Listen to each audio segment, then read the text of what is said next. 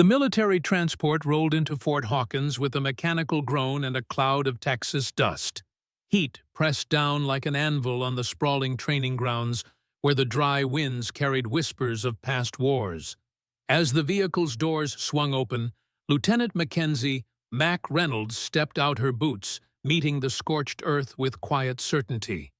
She adjusted her duffel bag across one shoulder, eyes scanning the vast compound with the careful assessment of someone who had seen far more dangerous terrain.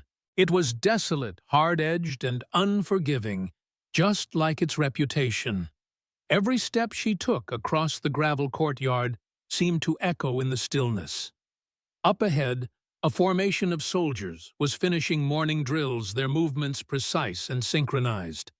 Their eyes, turned one by one, drawn not by her stride, but by the simple, shocking fact of her presence. She was the only woman among them. In this elite combat training unit of 180 men, Mac walked past without flinching. She didn't need their welcome. She wasn't here for friendship. Orders were orders, and she had earned her slot in this special joint training through merit, not favors. Still whispers ignited like brush fire as she passed. "Great! Diversity points," one soldier muttered. "Bet she doesn't last a week," another said loud enough to be heard. A few raised eyebrows in curiosity, impressed by her unflinching confidence. But most just stared, watching her like an anomaly they couldn't yet categorize. The silent question hung in the air. What was she doing here? Inside the command building, she stood at attention. As Colonel William Hargrove entered the room, the air seemed to stiffen. He was a towering, square-jawed relic of an older military era, Vietnam, judging by the campaign ribbons, rigid in posture, cold in tone, and meticulous in every movement. He carried himself with the weight of decades of command. His face was weathered by sun and wore eyes sharp beneath heavy brows that had seen too much to be easily impressed. He barely glanced at her file before addressing her. "You're Lieutenant Reynolds?" he asked, voice flat as the Texas horizon. "Yes, sir." He scanned her face, looking for weakness. Finding none, his expression hardened. "Your orders come from up top. I trust you understand the environment here. This isn't basic training." "I understand, sir." "Good." He snapped the folder shut. "You'll be following with 2nd Platoon. You'll be evaluated in 3 weeks for long-term assignment eligibility. That is all. Dismissed." No handshake, no welcome, just an unspoken message in his eyes. "I didn't ask for you to be here." Mac had faced worse. She saluted sharply, turned and walked out, leaving behind the echo of silent judgment. Her barracks assignment was tucked far at the end of the row, separate, of course. Some accommodations still hadn't caught up with policy. The room was sparse. A steel frame bed, a small desk, a locker that had seen better days. The walls were bare, except for a faded poster showing the chain of command. That first night, she unpacked in silence. Her belongings were few. Uniforms, boots, a weathered copy of Sun Tzu's Art of War, and a single framed photograph. The image showed a younger Mac, standing beside a tall man in full-dress uniform, his colonel's eagles gleaming on his shoulders. Her father's face bore the same determined expression she now carried. The frame had seen better days, its corners dented from being carried through too many deployments. The tattoo beneath her shoulder blade seemed to burn slightly, as it always did when she thought of her father, but no one here would see it. Not yet. Morning arrived without mercy at 0430 hours. The base came alive with the sounds of boots on gravel and barked commands. Mac joined the formation for the mandatory 5-mile run. She positioned herself in the middle of the pack, watching, assessing. By mile 3, half the men were struggling to maintain pace. By mile 4, she had moved steadily forward. Her breathing controlled her stride, economical. When they finished, she had outrun more than half the unit without showing signs of strain. Sergeant Jackson, Jack Miller, the head training instructor, noticed. He was a solid wall of a man with close-cropped hair and arms corded with muscle. His eyes narrowed as she completed the run. "Not showing off. Are you, Lieutenant?"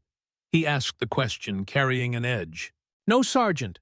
Just keeping pace," she replied, her voice neutral. Miller studied her for a moment longer, then turned away with a grunt.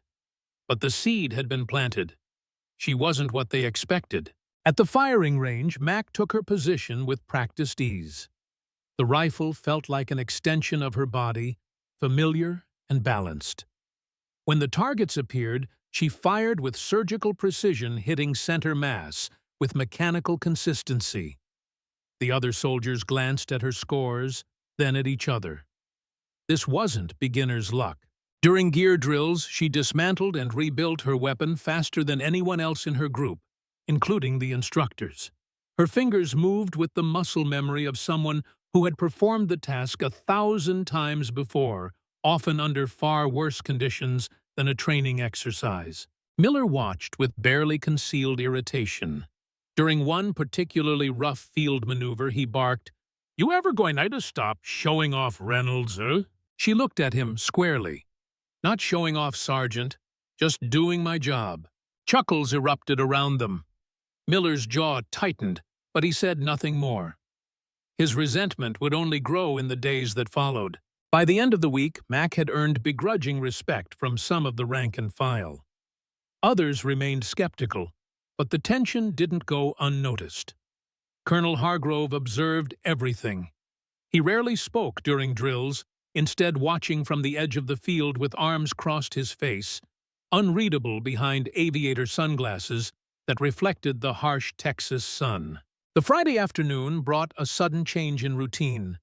The announcement came over the loudspeakers, cutting through the dry air. "All personnel, full uniform inspection, 1,600 hours parade ground, mandatory attendance." The timing was odd. Inspections weren't usually unannounced and rarely held outside in the brutal heat of late afternoon. Soldiers grumbled as they lined up in formation, tugging at collars already damp with sweat. Mac stood at the front, directly in view of Hargrove and the command staff. This wasn't about discipline, she suspected. This was theater. When she arrived, the murmurs began again. The other soldiers shifted uncomfortably. Some of them smirked. They knew something was off. So did she. The entire setup reeked of control of spectacle. Hargrove walked the line slowly, eyes sharp, stopping only briefly at each soldier. His inspection notes were minor. A scuffed boot here, a crooked name tape there. Then he reached Mac. He paused longer than necessary, his gaze lingering like a challenge. "Lieutenant Reynolds," he said, his voice calm but carrying sharp undertones, "step forward." She did, maintaining perfect posture. "You've had an eventful first week?" "Yes, sir." "Let's see if you understand regulation." His eyes hardened. "Remove your blouse." There was a long pause. A few heads turned sharply. Mac blinked, momentarily stunned. "Sir," she asked, her voice level. He didn't blink. "You heard me. Field regulation calls for proper layered uniform presentation. Take off your blouse so we can verify." The yard was silent now. Even the birds had gone quiet. Sweat trickled down her back, not from nerves but from rage. She knew exactly what this was. Not regulation, not training, just humiliation. But she wouldn't give him the satisfaction. Slowly, Mac reached for the top button of her uniform blouse. Her fingers were steady. She undid one, then two, then three. Whispers rippled through the ranks. Button by button, Mac unfastened her blouse as 180 soldiers stood frozen in silence. No one laughed. No one even moved. The tension on the parade ground was thick enough to slice with a bayonet. When the blouse opened, she pulled it from her shoulders, folded it neatly over her arm, and stood at attention in her olive-green undershirt, her rank still clearly visible on the collar tabs. Her posture was perfect. Her chin lifted. She gave them nothing, no shame, no fear. Behind his aviators, Colonel Hargrove's expression was unreadable. He stared at her shoulder. Then he opened his mouth to continue the inspection, But his words never came. A dark tattoo peeked out from beneath her short sleeve. At first glance, it was just black ink against tan skin, but the details began to emerge, a sharply inked eagle wings outstretched in a battle dive. 3 arrows clutched in its talons, a coded series of numbers encircling the stark design like a seal. The moment Hargrove caught sight of it, he stiffened. His mouth closed and a hushed murmur rolled across the formation. "Wait, is that—" someone whispered. Another voice, low and cautious, replied, "That's the mark of Nighthawk." Hargrove took one step closer, his boots crunching in the gravel. His face, now visible without the glasses, had turned pale.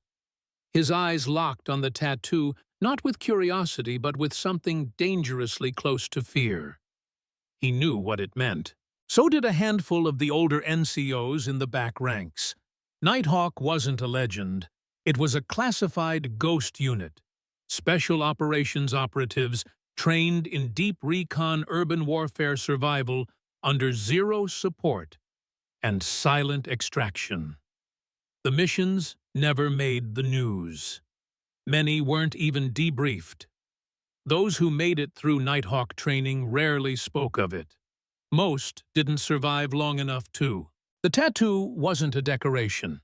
It was a signature, a mark given only to those who completed its final mission, not training, but a live operation. Where mistakes weren't corrected, they were buried.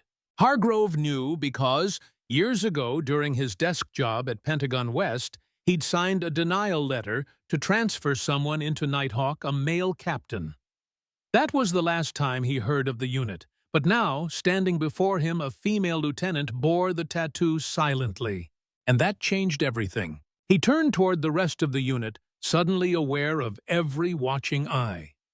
The silence had deepened. No one cracked a joke. No one dared. The same soldiers who'd rolled their eyes at her arrival now stood stiffly uncertain. Hargrove cleared his throat. "Inspection dismissed," he said, voice lower than usual. No one moved. Then he added louder, "You're all dismissed. Return to your assignments." The soldiers broke formation, whispering, side-glancing, many throwing looks back at Mac, as she silently refastened her blouse and slung it over her shoulder. Hargrove turned to leave, but paused. "Reynolds, with me." He didn't wait for a reply. He walked toward the command building with a faster pace than usual. Mac followed without speaking. Inside the office, Hargrove shut the door behind her. The room was dim, a fan buzzing overhead, stirring papers on the meticulously organized desk. He removed his glasses, sat behind the desk, and laced his fingers together. "You weren't supposed to be here," he said finally. "I was assigned here," Mac replied. He nodded slowly. "By who?" "You know I can't say." "And that tattoo—" Her lips barely moved. "Earned it." He exhaled through his nose. "I've read about Nighthawk. Enough to know what kind of hell you had to go through." He paused. "You could have just said something." Mac's eyes didn't waver. "You didn't ask." Hargrove stared at her a moment longer, then leaned back in his chair. "Do you know what kind of storm you've stirred up here?" "I didn't stir it," she replied calmly. "You did." His face hardened. But even in his glare, there was something else, a flicker of respect he didn't want to admit. "You're dismissed," he muttered. She nodded once, then left. Outside, the atmosphere had changed. Miller no longer smirked when she walked by. A few younger soldiers gave subtle nods of respect. Others avoided her, completely unsure what to think. In the barracks, someone had cleaned up the chalk insult that had been scrawled on her door earlier that week. She said nothing about the tattoo. She didn't need to. Its presence had done more in a few seconds than months of training could have. Still, she kept her focus, ran harder, drilled longer, spoke less, but the whispers continued. Late one night, 2 soldiers sat near the fire pit, voices low as they watched her walk past. "I thought Nighthawk was disbanded." "It was, but she has the mark." "You think it's real?" She didn't deny it, did she? And when Mac disappeared into the shadows near the obstacle course, the only thing they were sure of was this: they were no longer watching someone trying to prove herself. They were watching someone who already had, and had chosen to keep quiet about it. That silence was louder than any speech. 2 days passed, but the silence didn't fade. Mac walked through camp with measured steps, her uniform crisp, her expression unreadable. The soldiers around her had shifted. They still watched her, but not with mockery. Now it was caution, some with awe, a few with quiet resentment. Sergeant Miller had gone noticeably quiet. He no longer barked at her during drills. Instead, he watched hawk-eyed, waiting for something to slip. Colonel Hargrove hadn't spoken to her since the inspection, but something in him had changed. She could feel it, like a man who'd seen a ghost and wasn't sure whether to salute or run. But the friction in the unit hadn't gone. It had only mutated. One afternoon, after a field exercise, Mac entered the mess hall. A group of soldiers fell quiet as she passed. One whispered just loud enough to hear, "She probably got that tattoo at a damn biker shop." The others chuckled. She ignored it, filled her tray, and sat alone facing the window. That evening, Hargrove called another assembly. No warning, no explanation, just full unit turnout, parade ground, Class A uniforms, 1,800 hours. This wasn't training protocol. Something else was coming. When the troops lined up in the burning twilight, the air felt heavy like a storm on the edge of breaking. Mac arrived in her formal uniform, spotless, every button gleaming. Her cap was square boots polished to a mirror shine. She stood dead center, row 2. Hargrove approached the front, clipboard in hand. "This unit," he began, "has long stood on discipline, on order, on example. But there are standards to uphold. Uniform integrity is not optional." His voice was louder now. His speech had rhythm. "Some soldiers arrive with unusual backgrounds. They may think themselves exempt from review, but we do not play favorites. We correct everyone publicly if needed." He turned, pointed at Mac. "Step forward, Lieutenant Reynolds." She stepped forward without hesitation. "This is the same soldier who removed her combat blouse earlier this week." He paced slowly in front of her. "While some of you might be enchanted by stories or inked fairy tales, I care about regulation." Mac's jaw clenched, but her posture remained perfect. "Again," he said, "remove your blouse. Regulation check." The air cracked with tension. This time it wasn't just about humiliation. He was pushing her, daring her, hoping she'd break protocol or disobey. He wanted her to crack in front of everyone, but she didn't. Without a word, Mac unbuttoned the top of her Class A blouse. She removed it, revealing the Regulation Issue 10 undershirt beneath. Her tattoo sat squarely on her right shoulder, impossible to miss in the fading light. A ripple ran through the crowd. Even those who had mocked her fell silent. Hargrove stepped forward slowly. He stared at the tattoo again, as if trying to convince himself it wasn't real. "She wears a mark not listed in her file," he said. "A mark associated with a program that officially does not exist." Then something unexpected happened. From the back of the crowd, a voice cut through the stillness. "It exists." Every head turned. It was Master Sergeant Frank Thompson, the grizzled veteran who rarely spoke during assemblies. At 68, he was the oldest active duty soldier on base, a living relic kept on as a trainer and advisor. His leathery face was a map of decades of service from Vietnam to more recent conflicts. Hargrove blinked. "Excuse me." Thompson walked forward. His own sleeves rolled just enough to reveal the top edge of the same eagle tattoo, though faded and scarred. "I saw that ink last in '93 in Mogadishu," he said, his voice carrying the weight of hard truth. "We lost 7 men before that evac. One of them carried that bird on his shoulder. They got us out anyway." He looked directly at Mac. "She didn't steal that ink." The crowd murmured. Hargrove's composure slipped. "I didn't authorize this," he muttered. "No one authorizes Nighthawk," Thompson said. "That's the point." Hargrove took a step back. "Dismissed," he snapped. But it was too late. The damage was done. Mac refastened her blouse slowly, eyes forward. As she walked back to formation, The soldiers beside her didn't move. They didn't speak, but something had shifted permanently. Hargrove turned and marched off the field without another word. Back in her bunk that night, Max stared at the ceiling, arms crossed under her head. She didn't feel victorious. She felt tired. Exposing the tattoo was never her plan. But now it was out, and that meant things were only going to get harder, because now everyone knew she wasn't ordinary. And not everyone likes a reminder that the world is full of people who've done the impossible and survived. By the next morning, the entire base buzzed with whispers. Word of Mac's tattoo had traveled faster than any official bulletin ever could. Not just that she had it, but that Thompson had confirmed it. The unit no longer debated if it was real. They debated what it meant. Mac woke early. She always did. She didn't need the alarm.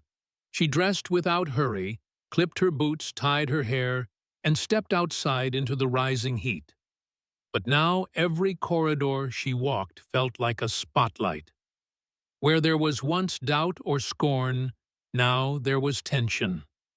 Quiet nods replaced mocking glances. Some soldiers stepped aside when she passed. Others stared too long, unsure whether to salute or avoid eye contact entirely. Even Miller seemed rattled. He passed her near the armory, offered a stiff nod, but said nothing. His usual cockiness had faded, replaced with caution. Mac said nothing.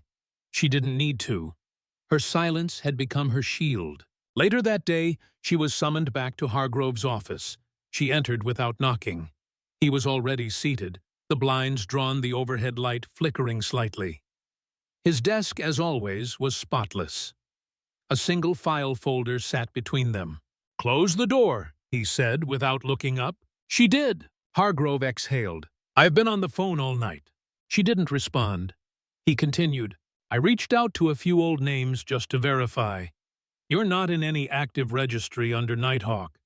There's no documentation, no transfer logs, no mission debriefs." "That's how it works," Max said simply. Hargrove finally met her gaze. "And you're telling me you ran ops so Black even top brass doesn't see your trail?" "I'm not telling you anything, sir," she said calmly. "Because I'm not supposed to. You know that." A beat passed, then another. Hargrove sat back. "I didn't intend to humiliate you," he said, almost believable. "I intended to test your discipline." Mac didn't blink. "You tested something else." He smiled faintly, but it didn't reach his eyes. "You think I'm afraid of you?" "No," she said, pausing. "But you're afraid of what I represent." Hargrove stood and walked to the window, pulling the blinds open. Below, troops marched in rows, kicking up dust. "I built this unit with grit," he said.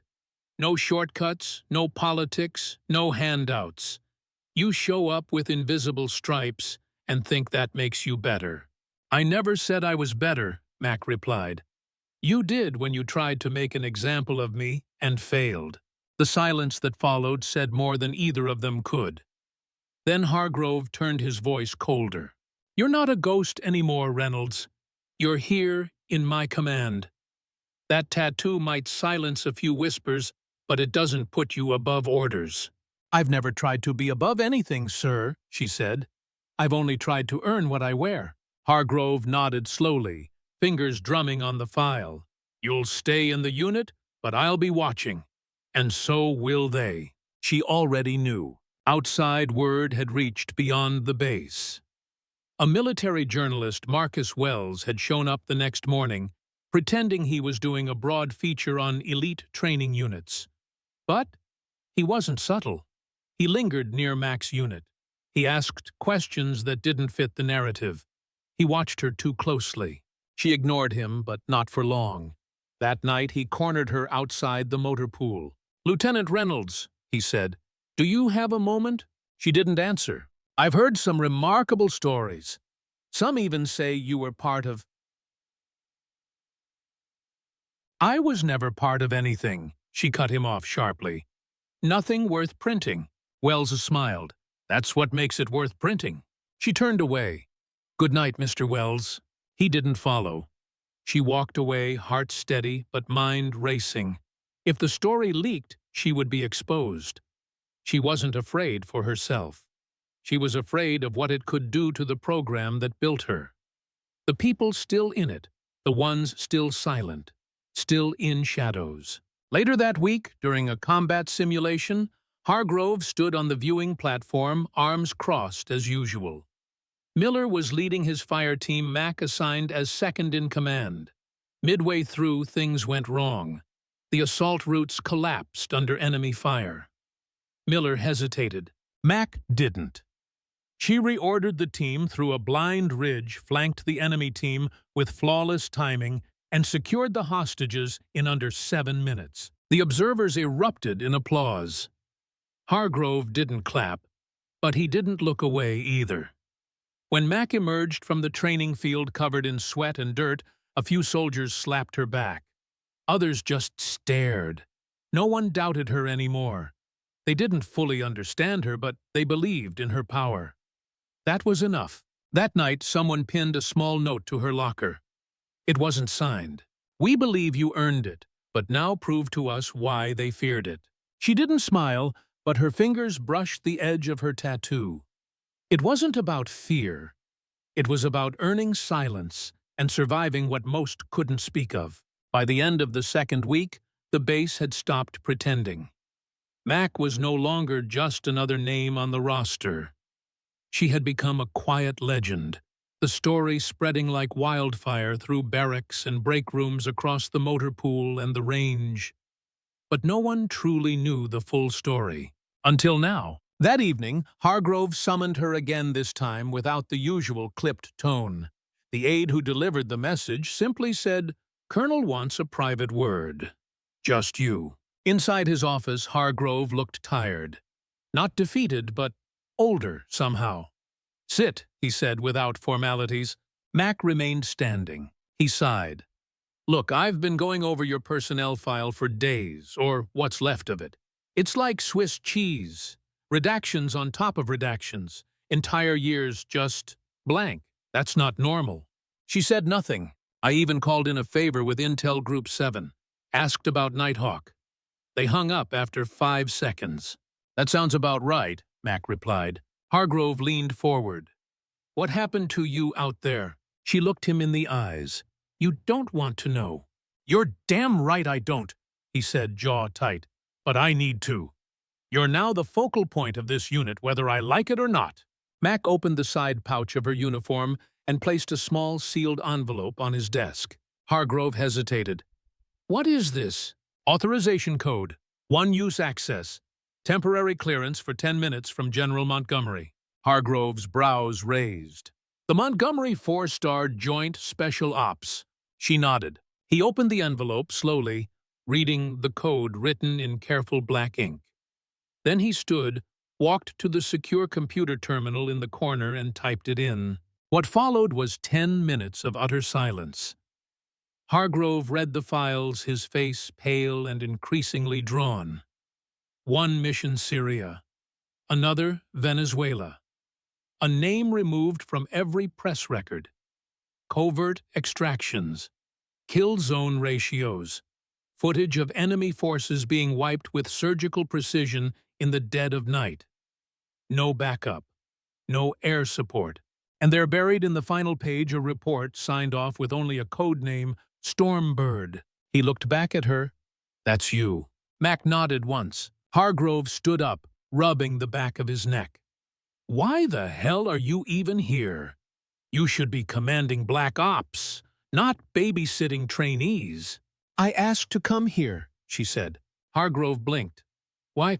"Because this is where the next leaders are made, and I want to see if any of them are worth it." Silence. "I didn't come here to show off. I came here to test them. And myself." Hargrove walked back to his desk and sat, now looking at her not as an outsider, but as something closer to an equal. "You could have let the rumor fade. Instead, you stood your ground and let them see it."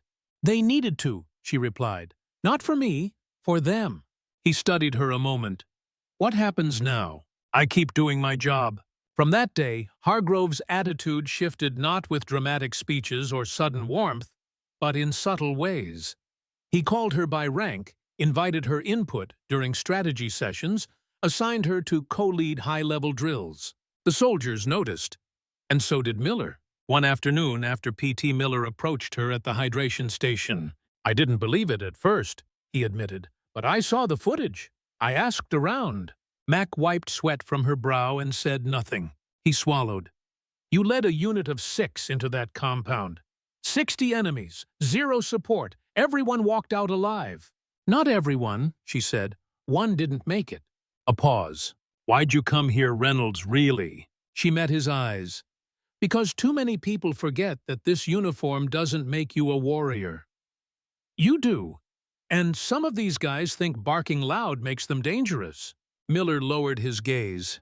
"Yeah, some of them do." She walked away, leaving him to think about that. That weekend, Mac ran a voluntary night simulation. 35 soldiers signed up. She designed it to mimic real-world conditions. 0 light, unpredictable obstacles, psychological stressors. Most of them failed, but a few didn't. They pushed through, adapted, listened. When the drill ended, Mac called those 5 to the side. "You want to be leaders?" she asked. They nodded. "Then stop asking permission to be excellent. Lead when no one's watching." It stuck. Within days, the base felt different. Drills ran smoother. Soldiers leaned on each other more. Even Hargrove started leaving early, something he hadn't done in years. But not everyone was happy. Marcus Wells, the journalist, kept pressing. He sent in a formal interview request, then an informal one, then a request through public affairs. She rejected them all. The last request came with a note: "If you won't tell your story, someone else will."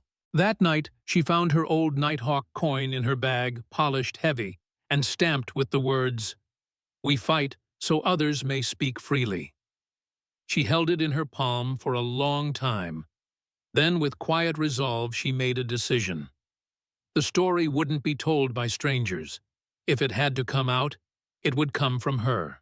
The next morning, Mac stood in front of the unit's mission planning room, watching the young recruits struggle through a complex coordination drill. Their movements were off, their timing sloppy. She didn't bark orders, she let them fail. Then quietly, she stepped in. "No one's in charge," she said, her voice calm but firm. "That's the problem." Miller nearby frowned. "We've got a squad leader." She looked directly at him. "Leadership isn't a title. It's action. Orders mean nothing if you don't inspire trust." The recruits watched her closely. She reworked the maneuver in 10 minutes, assigning roles based on instinct, not rank. The second run was flawless. Hargrove watched from the doorway. He said nothing, but his jaw tightened. Not with frustration this time, but restraint. He was starting to see what she was doing. And maybe, just maybe, he didn't hate it. Later that day, Hargrove called her in. "You're training them better than most of my senior staff," he said. "I'm not training them. I'm making them believe in something again."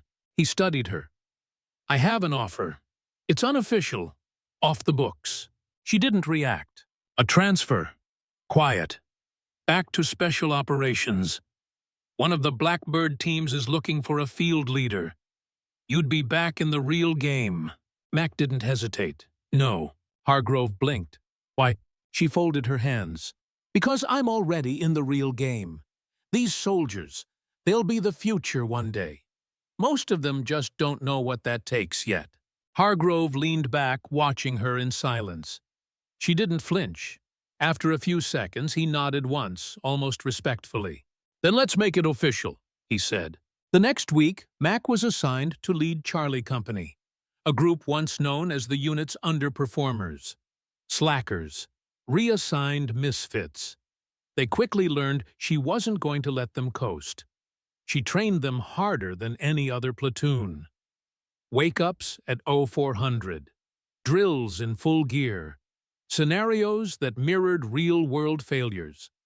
No yelling, no threats, just relentless expectations. At first they pushed back, but she didn't back down. Then, something shifted. One night, during a storm, Charlie Company volunteered to stay out on the obstacle range to finish their course without being told. No one had ever done that before. By the third week, they had the fastest maneuvering time on base, cleanest armory inspection, tightest formation. They started calling themselves Shadow Company. They never said it out loud, but everyone knew where the name came from. Meanwhile, Marcus Wells published an article. It wasn't an exposé. It was a question. Who is the quiet soldier reshaping Fort Hawkins? No name, no photo, just stories from unnamed sources. Details about impossible drills, whispered references to a tattoo, and a powerful hint that someone from Nighthawk had surfaced again. The article went viral on military forums. Soldiers from other bases started requesting transfers to Fort Hawkins, but Mac kept her head down. The article never mentioned her name. That was all that mattered. Still, Hargrove called her in again. "You had nothing to do with that?" he asked. "No. You're not going to deny the truth in it, though, are you?" "No, sir," he sighed. "I'm not sure if I'm protecting you or if you're protecting us." Mac stood. "Does it matter?" He smirked. "Not anymore." Sergeant Miller finally approached her that weekend. Not with sarcasm, not with spite, with humility. "I was wrong about you," he said. "At first I thought you were here to make noise. Now I see you were here to clean up the static." She gave a small nod. "Takes time to see clearly." He asked her something no one else had. Was it worth it? All the black ops, the secrecy, the pain. Mac didn't answer right away. Then she said, "Only if it helps someone else avoid the worst of it." Miller looked at her with quiet respect. "You've already done that." By the end of the month, Charlie Company led every category on the base. Hargrove promoted 2 of Mac's trainees early. One of them had never passed a fitness test before she arrived. And then came the inspection. General Robert Montgomery, a 3-star and former mentor to Hargrove, arrived unannounced for a full inspection of Fort Hawkins. Troops scrambled. Pressure skyrocketed. But Mac wasn't nervous. She gathered Charlie Company and ran drills as if it were any other day. When the general toured the range, he stopped to observe one of her sessions. He watched as she corrected a recruit, not with yelling, but with precision. Afterwards, he turned to Hargrove. "Where'd you get her?" he asked. Hargrove smirked. "She got herself here." The general nodded. "Smartest thing you never did." Hargrove didn't argue. The next morning, Mac found a note in her inbox. Unsigned, official letterhead. "Initiate recommendation. Lieutenant Mackenzie Reynolds officer candidacy. Full support. Discretion advised." She stared at it for a long time. Then she folded it and put it away. It wasn't time yet. Too many soldiers still needed a storm to follow. By the time August rolled in, the base had transformed. Charlie Company wasn't just leading stats. They were setting new standards. What started as a broken unit was now the pride of Fort Hawkins. Their drills were tighter, morale higher. And most shockingly, other platoons were starting to copy them. Mac had become more than a leader. She was an example one that couldn't be ignored. And Colonel Hargrove, the same man who had once tried to humiliate her into silence, was beginning to ask for her opinion. Not just in closed meetings, but publicly in front of senior staff. During a tactical debrief, when 2 senior sergeants argued over maneuver protocols, Hargrove cut through their bickering with a simple command. "Let's hear it from Reynolds." Everyone in the room paused. Hargrove gestured toward her like she was one of his own staff officers. Mac stood, pointed to the map, and laid out a solution in under 2 minutes. No hesitation, no second-guessing. When she finished, Hargrove nodded. "That's the play." No one objected. After the room cleared, he stayed behind. "You realize," he said, "a few months ago I was trying to get you transferred off my base." She nodded. "And now I'd fight to keep you." That wasn't a compliment. It was a shift tectonic and quiet. But the story was far from over. A storm was brewing on the horizon, And Fort Hawkins would soon face challenges that went far beyond routine training. The shadow of Nighthawk was long, and it reached into places few dared to look. As Mac Reynolds made her way across the base that evening, watching the sun sink behind the distant mountains, she knew one thing for certain. The hardest battles were still ahead. And this time, they wouldn't just be fought with weapons and tactics. They would be fought with truth, with loyalty, and with the kind of courage that no training manual could teach.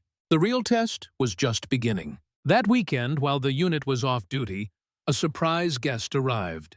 General Robert Montgomery, not in uniform, not with security detail, just a man in his late 60s wearing jeans and aviators, leaning against a civilian SUV. Mac saw him before anyone else. They locked eyes across the dusty parade ground. She gave the faintest nod. He nodded back. Colonel Hargrove came rushing out of his office in full uniform surprise, etched on his weathered face. "Sir, I didn't receive a visit notice," he said quickly, composing himself. Montgomery smiled, the expression crinkling the corners of his eyes where decades of hard decisions had left their mark. "That's because I didn't send one." He turned to Mac. "Walk with me." They moved across the edge of the training field out of earshot. Soldiers watched from a distance, murmuring. Hargrove didn't follow. "I saw the article," Montgomery said, his voice carrying the quiet authority of a man who had ordered operations that would never see daylight. "You handled it well." "I said nothing." "And that was everything." He glanced at her. "You made an impression here." "That wasn't the point." "No." Montgomery agreed. "The point was proving to yourself you could lead without the shadow of Nighthawk behind you." She said nothing. He stopped walking and looked at her directly. The Texas sun cast harsh shadows across his face, highlighting the scar that ran from his left temple to his jaw. A souvenir from an operation in Beirut that had never been acknowledged. "You succeeded." She looked away toward Charlie Company's empty formation square, still marked with the precision footprints of yesterday's drill. "They're not ready yet. They'll never be if you stay too long." Montgomery's voice softened. "Great leaders don't create followers. They create other leaders." She sighed. "You want me to leave?" "I want you to grow." He handed her a small, sealed packet. Inside, a new assignment offer, temporary command at Fort Liberty, to train a new elite unit modeled after her work at Fort Hawkins. A stepping stone to officer candidacy. Full authority. Blank slate. "I don't want to give you orders," Montgomery added. "I want you to choose." She closed the envelope but didn't answer. That night, Mac sat by the edge of the obstacle course. It was dark. Wind stirred the dust. She stared at the stars, her tattoo hidden under her sleeve but pulsing in her memory. Footsteps approached. Sergeant Miller sat beside her. "They're saying you're leaving." She didn't respond. He sighed. "We'll be all right, but it won't be the same." She finally looked at him. "That's the point. It's not supposed to be." He chuckled. "Guess we'll have to earn our own thunder." "You already have," she said softly. From the shadows, a few of her Charlie Company soldiers appeared, standing quietly in a loose half-circle. They didn't say goodbye, just stood with her like they always had. She stood, nodded once to each of them, then walked back to the barracks. But as Mac prepared for what might come next, another development was unfolding beyond the borders of Fort Hawkins. The next morning, Master Sergeant Thompson approached her after breakfast, his weathered face grave.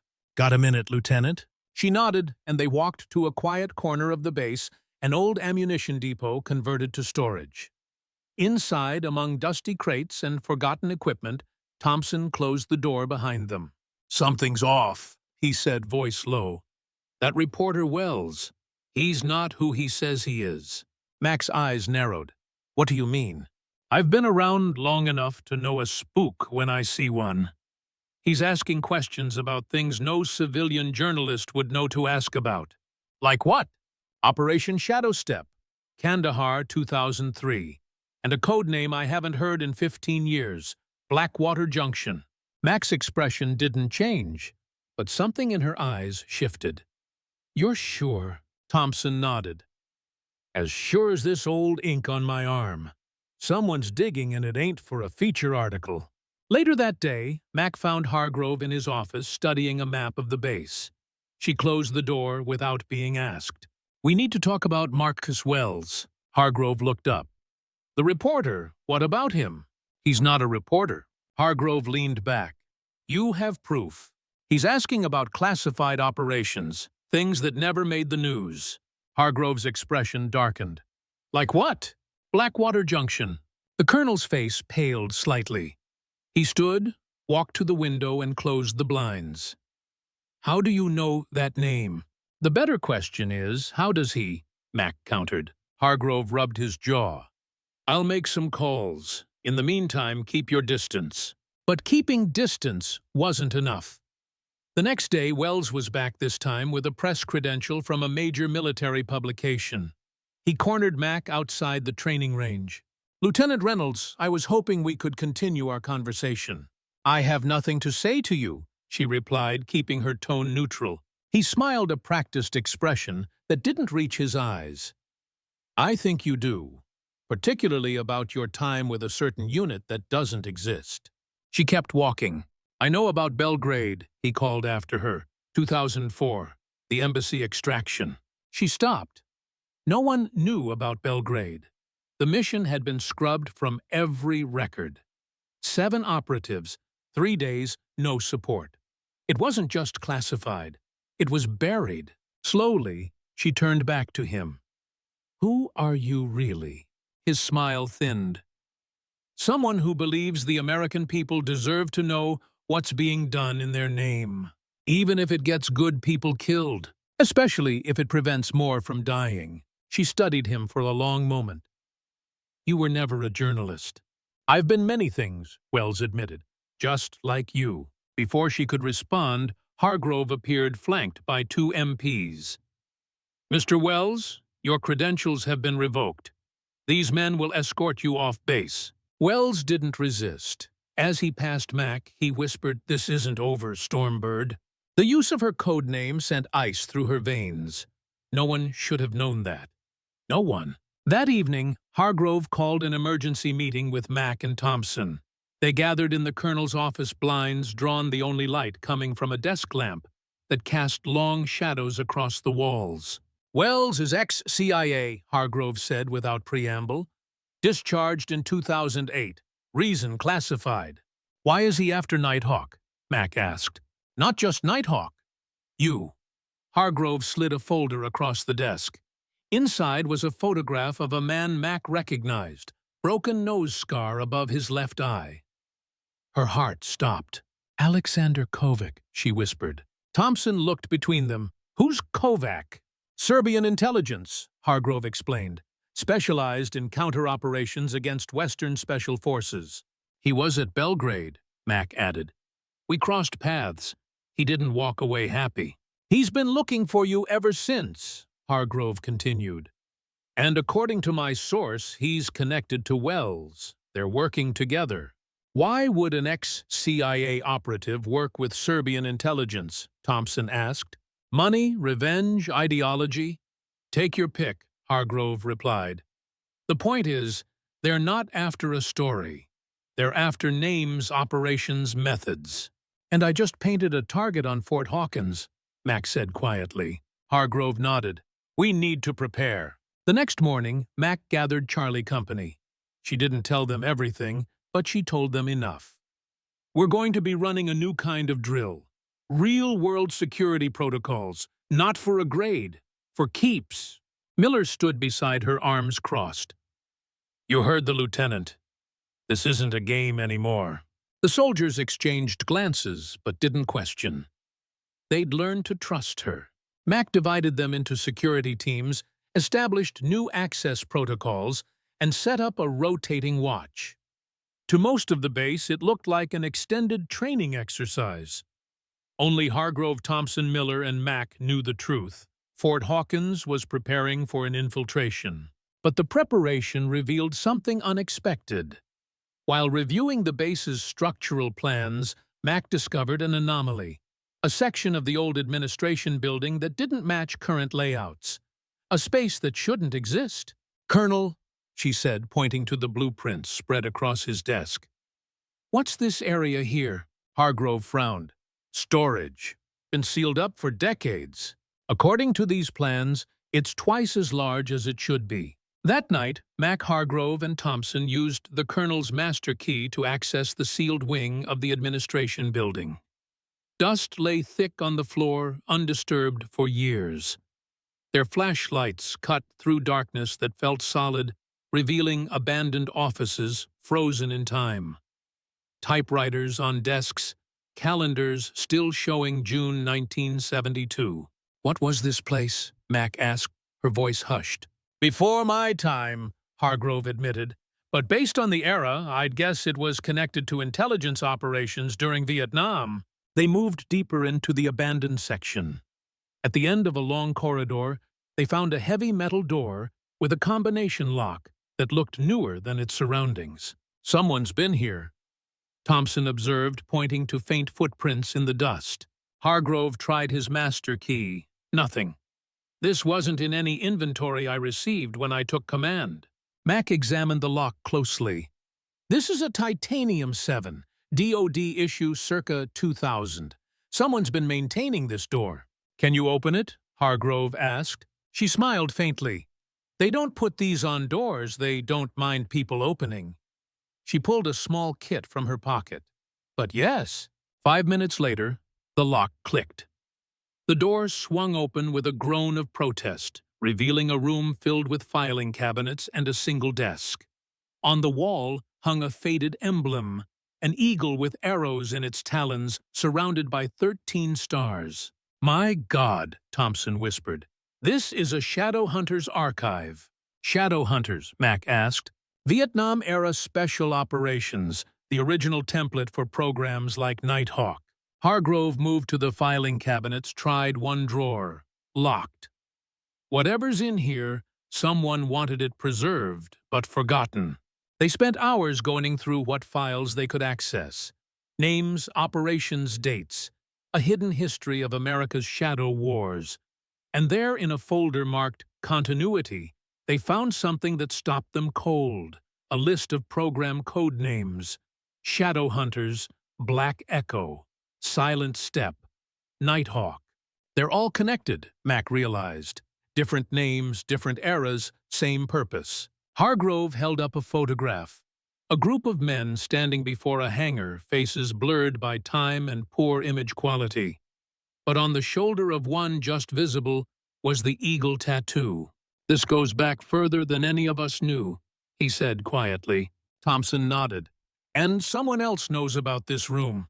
Someone who's been here recently." As they were preparing to leave, Mac's flashlight caught something. A small, black box tucked beneath the desk. Inside was a modern satellite phone and a notebook filled with what appeared to be surveillance notes. The most recent entry was dated 3 days ago. "Wells," Mac said. "He's been using this as a blind." "Not just Wells," Hargrove replied, flipping through the notebook. "Look at these notes. Multiple observers, multiple shifts. They've been watching us for weeks." "But why?" Thompson asked. "What's so important about Fort Hawkins?" The answer came to Mac suddenly. "It's not about the base. It's about legacy." She pointed to the files. "These programs, they're all connected by more than purpose. They're connected by people, mentors, trainees, family." Hargrove's expression changed as understanding dawned. "The next generation." "Exactly," Mac confirmed. "They're not after old secrets. They're after the new carriers of those secrets." "They're after you," Thompson said, "and anyone you've trained." The discovery changed everything.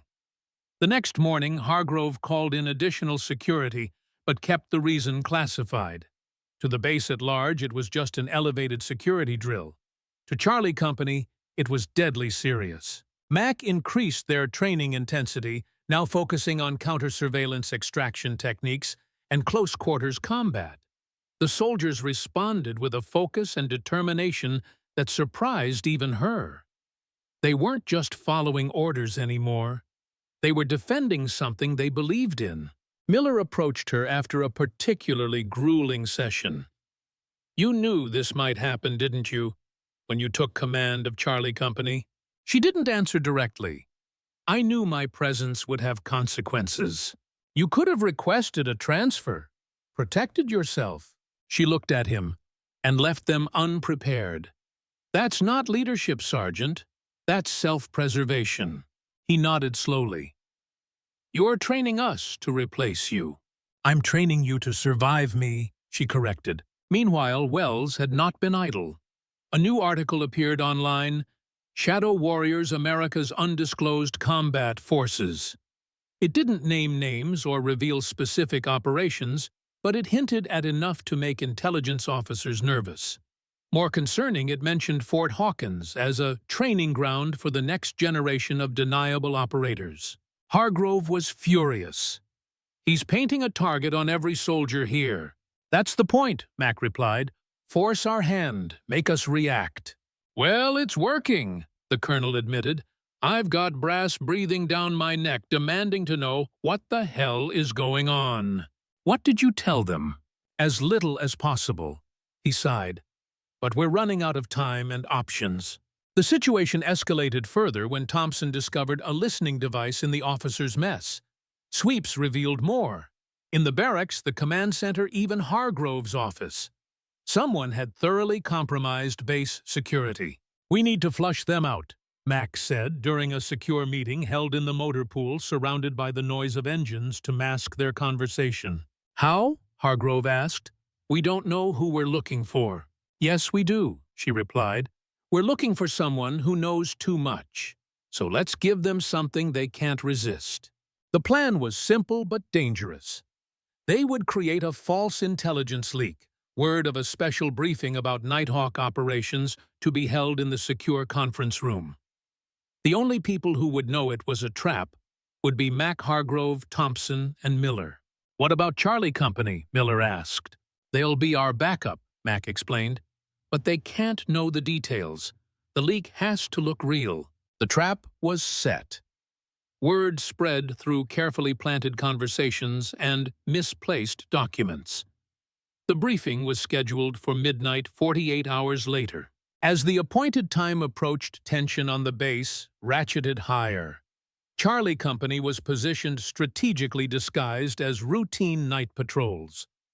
Mac, Hargrove, and Thompson took their places in the conference room, a folder of fake documents conspicuously placed on the table. "You think this will work?" Thompson asked. "If I were hunting Nighthawk's secrets, this would be too good to pass up," Mac replied. They waited.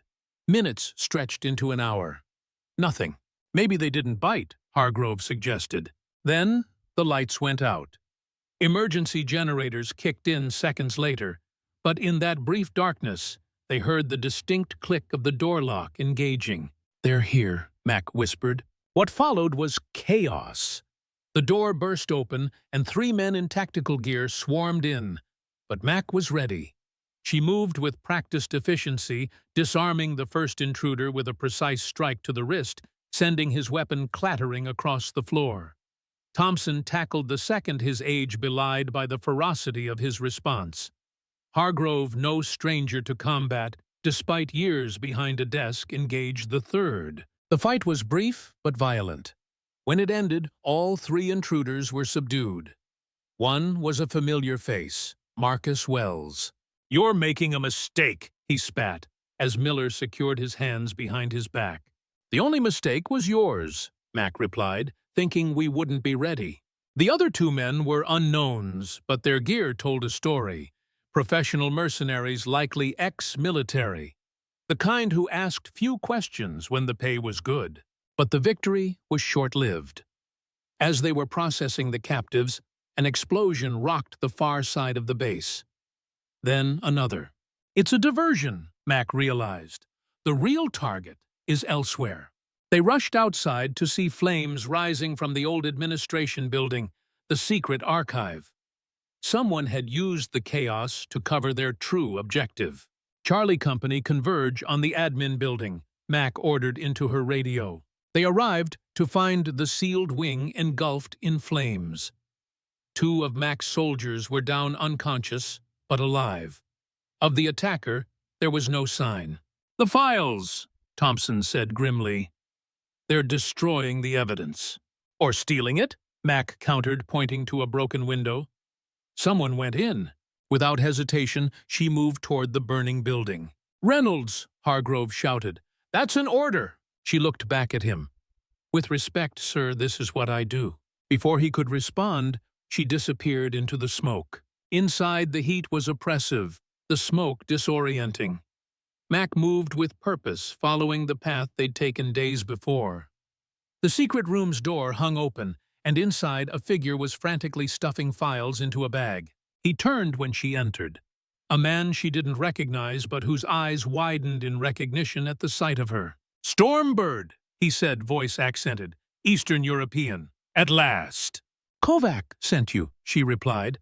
It wasn't a question. The man smiled, revealing a gold tooth. "He sends his regards, and a promise. He will find all of you one by one."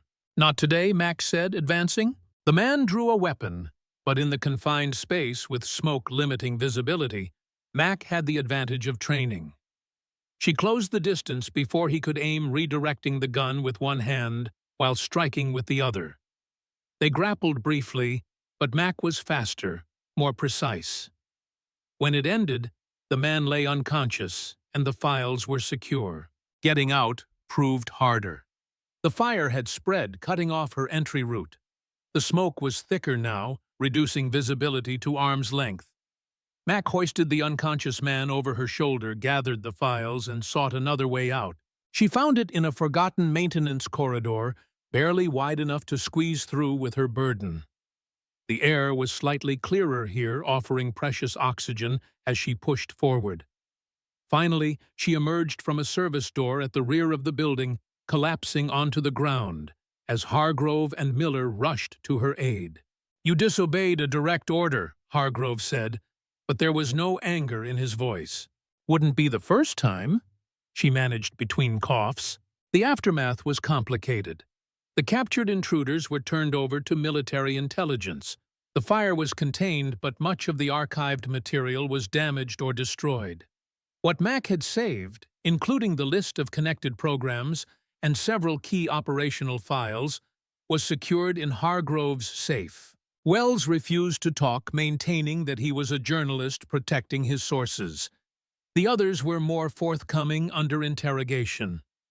They confirmed what Mac had suspected. Alexander Kovac was hunting Nighthawk operatives using Wells' investigation as cover. "Why?" Hargrove asked during a debriefing the next day. "Belgrade," Mac replied. "We compromised one of his operations, cost him prestige position. In his world, that's a death sentence, unless you can restore your honor. By eliminating those who humiliated him," Thompson added, "and by proving that American shadow operations are real," Mac continued. "Exposing us would be his vindication." "So what now?" Millers asked. "He'll try again." "Not here," Hargrove said. "We've increased security, changed protocols. Fort Hawkins is locked down tight." "That won't stop him," Mac warned. "It'll just change his approach." She was right. 2 days later, word came through official channels. A former Special Operations soldier had been killed in his home in Colorado. The report cited a burglary gone wrong, but Mac knew better. The victim had the eagle tattoo. Nighthawk was being hunted. General Montgomery arrived the following day, this time in full uniform, flanked by a security detail. The meeting was held in Hargrove's office, sealed and swept for listening devices. "We've got a situation," Montgomery began without preamble. 3 operators dead in the past month, all former Nighthawk. "Kovac," Max said. Montgomery nodded. "Intelligence confirms he's stateside, operating through a network of former Eastern Bloc assets. Wells was one of his information sources, but not the only one." "How did he get their names?" Thompson asked. "Those records are buried deeper than anything I've ever seen." "That's what concerns us," Montgomery replied. "The only complete roster of Nighthawk personnel was kept in a secure facility at Langley. No remote access, no digital footprint. An inside job, Hargrove concluded. It's worse than that, Montgomery said grimly. We think he has the full list. Names, code names, last known locations. Everyone who ever wore the eagle is at risk. The implications hung heavy in the air. Mac felt the weight of it pressed down on her shoulders. Every operator, every mission partner, everyone who had trusted the promise of anonymity, all now exposed. What about the trainees, she asked. Charlie companies. Not at immediate risk, Montgomery assured her. Kovac is focused on confirmed operators, but long-term if he exposes the program fully. They'll be compromised by association, Mac finished. Exactly. So what's the play? Hargrove asked. Montgomery looked at Mac. We need to end this. Permanently. She understood what he wasn't saying. You want me to hunt Kovac. You're the logical choice. You know him. You've encountered him. And frankly, Lieutenant, you're the best we've got. And my command here, temporary reassignment. Official cover as a training liaison to Fort Liberty. Unofficial mission parameters to be determined. Mac was silent for a long moment. She thought of Charlie Company, of the progress they'd made, of the trust they'd built. She thought of Miller and Thompson, and even Hargrove. Leaving now felt like abandonment. But staying meant putting them at greater risk. I need time to prepare my company, she said finally. Montgomery nodded. 48 hours. Then we move. After the general left, Hargrove remained with Mac in his office. You knew this might happen when you came here. I knew the risk, she admitted. I didn't expect it to find me so quickly. What will you tell your soldiers? She considered this. As much of the truth as I can. They deserve that. The next morning, Mac gathered Charlie Company on the training field. The sun was just rising, painting the Texas sky in shades of gold and crimson. Her soldiers stood at attention, faces serious, postures perfect. A far cry from the undisciplined group she'd inherited weeks earlier. I've been reassigned, she told them without preamble. Effective in 48 hours. A ripple of surprise moved through the formation, but no one spoke. In my absence, Sergeant Miller will assume command of Charlie Company. He has my full confidence, as do all of you. She paused, looking at their faces, young, determined, full of potential. They were no longer the unit's cast-offs. They were its pride. When I came here, I didn't know what to expect. I didn't know if I'd find soldiers worth training. What I found instead were leaders waiting to be recognized. The company stood straighter at her words. You've exceeded every standard, broken every record, and proven every doubter wrong. Not because of me, but because of what was already inside you. She stepped closer to the formation. The work we've done here matters. It matters more than most of you will ever know. There are shadows in this world, threats that never make the headlines, battles fought with no witnesses. Someone has to stand in those shadows. Someone has to fight those battles. Understanding dawned on their faces. They had guessed some of it already. The midnight drills, the infiltration tactics, the emphasis on deniable operations. I can't tell you where I'm going or what I'll be doing, but I can tell you this. What you've learned here isn't just about being better soldiers. It's about being the shield that others never see, the sword that leaves no trace. Miller stepped forward, called the company to attention. They snapped to with parade ground precision. Lieutenant Reynolds, he said formally, Charlie Company is yours. They saluted as one. A perfect synchronized movement that spoke volumes about how far they had come. Mac returned the salute, her face composed, but her eyes revealing a depth of emotion she rarely displayed. Carry on, she said simply. The rest of the day was a blur of preparation. Mac briefed Miller on everything he would need to know to continue Charlie Company's training. She reviewed security protocols with Hargrove. She even spent an hour with Thompson listening to his stories of shadow hunters and the operations that history had forgotten. You know, the old sergeant said, I never thought I'd see another eagle in my lifetime. Thought that program died with my generation. It evolved, Mac replied. The mission remained the same. Thompson nodded. The shadows never go away. They just change shape. He rolled up his sleeve, revealing his faded tattoo. We didn't have a fancy name back then. Shadow Hunters was just something we called ourselves. But the job was the same. Protect what matters, no matter the cost, Max said quietly. Exactly. Thompson studied her. You're going after him, aren't you, Kovac? Someone has to. Be careful. Men like that, they're not just dangerous because of what they can do. They're dangerous because of what they're willing to do. I know. The old sergeant placed a weathered hand on her shoulder. When this is over, when you've put this ghost to rest, come back. These kids need what you have to teach. She promised nothing, but the words stayed with her. That night, as she packed her few belongings, there was a knock at her door. It was Hargrove. Got a minute? He asked. She nodded, and he entered, closing the door behind him. I owe you an apology, he said without preamble. Sir, when you arrived, I saw a disruption, a political appointment, someone sent to check boxes. He shook his head. I was wrong. You were cautious, she corrected. In your position, I might have done the same. No, he said firmly, you wouldn't have, because you see people for what they can become, not for what you fear they are. He held out a small box. Inside was a set of captain's bars. Your promotion came through. Montgomery expedited it. She took the box, feeling the weight of it in her palm. Thank you, sir. There's something else. Hargrove handed her a folded paper. I found this in the archives before the fire. She opened it. It was a personnel transfer request from 1991. A young soldier requesting assignment to a classified unit. The name at the bottom made her breath catch. Captain James Reynolds. My father, she whispered. Hargrove nodded. He was selected for Shadow Echo, the predecessor to Nighthawk. His request was approved 2 weeks before he was killed in Desert Storm. Max stared at the document, her father's signature sharp and clear despite the years. He never told me. He couldn't. That was the deal.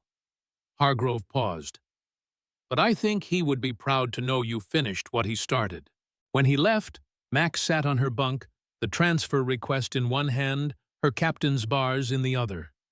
The past and future balanced in her palms like scales. Her father had died a hero's death, leading his men during a sandstorm that had concealed an enemy position. She had joined the military to honor his memory, to continue his legacy. But now she understood that legacy ran deeper than she had ever known. The eagle tattoo on her shoulder seemed to burn again, not with pain, but with purpose. Her path forward was clear now, illuminated by the shadows of the past. The next morning, Mac rose before dawn. She dressed in her uniform one last time, pinning the captain's bars to her collar. They felt strange, unfamiliar, but right. As she stepped outside, she found Charlie Company waiting, formed up in the pre-dawn darkness. Not just her soldiers, but Miller Thompson and Hargrove as well. What's this? She asked. Proper send-off, Miller replied. Hargrove stepped forward. Captain Reynolds, before you depart, Charlie Company has requested permission to demonstrate their readiness. She understood then. This wasn't just a farewell. It was a gift, a chance to see the fruits of her labor, to witness what they had become under her guidance. Permission granted, she said. For the next hour, as the sun rose over Fort Hawkins, Charlie Company executed a flawless demonstration of everything she had taught them. Combat maneuvers, infiltration techniques, adaptive tactics. They moved like a single organism, each soldier anticipating the other's movements with uncanny precision.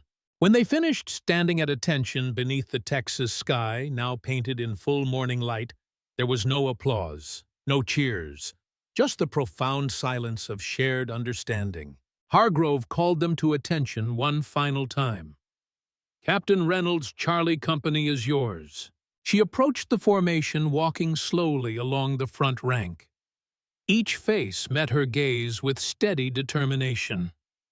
These weren't the same soldiers she had found weeks ago. They were transformed, hardened, focused, ready. "Remember what you are," she told them. "Remember what you can become. The uniform doesn't make the warrior. You do." She saluted, and as one, they returned it, crisp, perfect, proud. Then she turned and walked away, her duffel over her shoulder, the weight of her new mission settling across her back like familiar armor. Fort Hawkins fell behind her, but she carried it with her. In her memories, in her purpose, in the knowledge that she had left something valuable behind. Not just soldiers, but leaders. Not just a unit, but a legacy. As her transport pulled away, dust billowing in its wake, Mac Reynolds looked to the horizon. Somewhere out there, Alexander Kovac was hunting her brothers and sisters in arms. Somewhere out there, the shadows were deepening. It was time to step back into the darkness. Time to become Stormbird once more. But this time, she wouldn't be fighting alone. This time, she carried the strength of Charlie Company with her. Not just in tactics or technique, but in the renewed sense of purpose they had helped her rediscover. The eagle soared again, wings spread wide against the coming storm. Fort Liberty sprawled across the North Carolina landscape like a city unto itself, its training grounds bordered by dense pine forests that muffled the sounds of war games and weapons fire. Unlike the harsh, exposed terrain of Fort Hawkins, this place offered shadows within shadows. Perfect for the kind of training Captain Mackenzie Reynolds had been tasked to implement. 3 weeks had passed since she'd left Texas. 3 weeks of preparation, of planning, of hunting. The search for Alexander Kovac had yielded little. The Serbian operative had gone to ground, leaving behind only the bodies of 2 more Nighthawk veterans, one in Montana, another in Virginia. Each killing methodical professional designed to look like an accident or random crime. Each victim bearing the eagle tattoo that marked them as targets. Mac's new command was housed in a remote section of Fort Liberty, designated simply as Training Area 17. No official name, no unit designation on any public record. Just a collection of buildings, a specialized obstacle course, and 50 carefully selected soldiers pulled from various branches of service. They arrived knowing only that they had been chosen for advanced specialized training. Most came eagerly ambitious for the career advancement such selection usually promised. None understood what they were really being prepared for. On their first day, Mac stood before them in a simple training uniform, no insignia except her captain's bars. The soldiers were arranged in formation, diverse in background, but uniform in their confusion and anticipation. "My name is Captain Reynolds," she began, voice carrying across the quiet parade ground. "You've been told you're here for advanced training. That's partially true." She paced slowly before them, studying faces, postures, eyes. "What you haven't been told is that this program has no name. It appears on no official record. If you succeed here, your achievements will never be acknowledged publicly. If you fail, your careers will continue elsewhere, with no mark against you." Murmurs rippled through the ranks. This wasn't standard military protocol. You are here because someone, an instructor, a commander, a teammate, saw something in you. Not just skill, not just intelligence. They saw adaptability, resilience, the capacity to operate beyond the boundaries of conventional warfare. She stopped pacing, faced them directly. "I'm not here to make you better soldiers. I'm here to make you something else entirely." Over the following days, Mac implemented a training regimen unlike anything the recruits had experienced. Dawn to dusk physical conditioning was just the foundation. Beyond that came specialized skills: lockpicking, surveillance detection, improvised weapons, identity concealment. Techniques that belonged more to the realm of espionage than conventional military operations. Some questioned it. One lieutenant approached her after a particularly grueling session on escape methods. "Captain, with respect, this isn't standard special forces training." "No," she agreed, "it isn't." "Then what exactly are we preparing for?" She studied him for the moment. "For the missions no one else can handle. for the operations that can't fail but also can't exist. Understanding dawned in his eyes. We're being trained for deniable ops. She neither confirmed nor denied, but her silence was answer enough. As training intensified, Mac divided the original 50 into smaller tactical teams, each focused on different specializations: urban infiltration, rural survival, technical intelligence, close protection. The goal wasn't to create interchangeable operators, but a diverse, adaptable force where each member brought unique capabilities to the whole. Meanwhile, Mac's hunt for Kovac continued in the background. Each night after her trainees had collapsed into exhausted sleep, she pored over intelligence reports, surveillance footage, witness statements, anything that might lead her to the Serbian. General Montgomery provided what resources he could, but the trail remained frustratingly cold. Until the morning, a secure packet arrived from Fort Hawkins. Inside was a handwritten note from Sergeant Miller. "Found this in the old archives. Thompson thought you should see it. Be careful." Beneath it lay a yellowed folder containing a single photograph and a typed report from 1982. The photo showed a group of men in civilian clothes standing beside a nondescript building. No names were listed, but someone had circled one face with red ink. A young man with sharp features and cold eyes. The report detailed a joint training operation between American Special Forces and operatives from Yugoslavia, back when the country was still unified. Among the Yugoslav participants was a promising young intelligence officer named Alexander Kovac. Mac stared at the image pieces falling into place. Kovac hadn't just encountered Nighthawk during the Belgrade operation. He had history with its predecessors. This wasn't just about revenge for a failed operation. This was about something deeper, more personal. She immediately contacted Montgomery.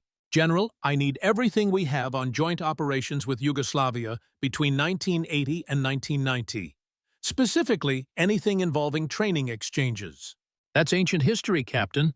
"It's relevant history. I think Kovac was part of a shared training program. He knows our methods because we taught them to him." There was a long pause. "I'll see what I can find." 2 days later, Montgomery arrived at Fort Liberty in person, carrying a classified file too sensitive to transmit electronically. They met in a secure room free of electronic devices, with guards posted outside. "You were right," the general said, spreading documents across the table. "Operation Handshake, 1983. We exchanged training methods with select Warsaw Pact nations as part of a diplomatic initiative. Yugoslavia sent 12 men. Kovac was one of them. Who trained them from our side?" Montgomery hesitated, then slid a personnel roster across the table. Max scanned the names, stopping at one near the bottom, Major William Hargrove. "Hargrove knew Kovac," she said, the realization hitting her like a physical blow. "Trained him personally, according to these reports. They spent 6 weeks together at a black site in Germany." "Does Hargrove know about the connection?" Montgomery shook his head. "This file was buried deep, probably forgotten until you started asking questions. I need to talk to him." "Already arranged. He'll be here tomorrow." When Hargrove arrived, he looked older than Mac remembered, the weight of resurrected memories etched into the lines of his face. They met in the same secure room, just the two of them. "You should have told me," she said without preamble. "I didn't remember him," Hargrove replied, his voice tired. "It was 40 years ago, Reynolds. One training rotation among dozens." "He remembered you." Hargrove nodded slowly. "Apparently. What happened between you two? This feels personal." The colonel was silent for a long moment, staring at his hands. During the training, Kovac was exceptional. Brilliant tactician, natural leader. But there was something wrong with him. A coldness. He enjoyed the killing scenarios too much. "You reported him." "I tried to have him removed from the program. His superiors refused, said he was too valuable." Hargrove looked up, his eyes haunted. 6 months later, I heard he'd been assigned to a Yugoslav Special Operations Unit. A year after that, rumors came back about atrocities, villages in Kosovo, dissidents who disappeared. And you felt responsible, Mac concluded. I helped create him, taught him techniques that made him more efficient at what he already was. The revelation changed the calculus. This wasn't just about Nighthawk. It was about Hargrove, about a shared history that had festered for decades. He's using you, Mac realized. The attacks on Nighthawk operators, they're a message to you. He's destroying what you helped build. Because I tried to destroy him, Hargrove agreed, and now he's back to finish what he started. They spent hours reviewing what they knew, trying to predict Kovac's next move. If his vendetta was truly against Hargrove and what he represented, then the attacks would continue expanding to include anyone connected to the Colonel's legacy. Fort Hawkins, Mac said suddenly. Charlie Company. Hargrove's face paled. You think he'd target trainees? I think he'd target anything you value, anything that carries your influence forward. She stood, decision made. We need to warn them. But the warning came too late. That evening, as they were finalizing security protocols, Montgomery burst into the room, his face grim. There's been an incident at Fort Hawkins, an explosion at the barracks. Mac felt her heart stop. Casualties. 3 injured, no fatalities. The targeted building was empty. Charlie Company was on a night exercise. Miller, Mac said, is he? Sergeant Miller is fine. He's the one who ordered the night exercise. Changed the schedule at the last minute. Relief washed over her, followed immediately by renewed resolve. He knew. Somehow, he knew they were coming. There's more, Montgomery continued. Security cameras caught images of the suspects. One of them matches Kovac's description. It was confirmation of what they already suspected, but hearing it made it real. Kovac had escalated from hunting former operators to targeting the next generation. He's getting bolder, Hargrove observed, coming out of the shadows. Good, Mac replied. That makes him easier to catch. The attack on Fort Hawkins changed the dynamic. What had been a careful, methodical response became an urgent mobilization. Montgomery authorized a joint task force, combining Mac's trainees with resources from military intelligence and elements of Charlie Company relocated from Fort Hawkins. When Miller arrived with 20 of his best, the reunion was brief but powerful. He saluted Mac with a precision that spoke of continued discipline. "Captain," he said formally, "Charlie Company reporting as ordered."